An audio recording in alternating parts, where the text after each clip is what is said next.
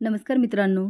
सारं काही तिच्यासाठी पुढील प्रोमोमध्ये चारूचे बाबा तिला घेऊन जाण्यासाठी येतात. चारू म्हणते, शिनू मी इथून जाणार आहे, कारण मी इथे राहिले जे काय आपल्यामध्ये घडलं ते तुला कायम आठवत राहणार आणि तुला अपराध्यासारखं वाटणार.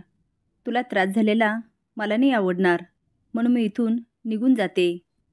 चारू जाणार म्हणून सगळे खूप आनंदात असतात.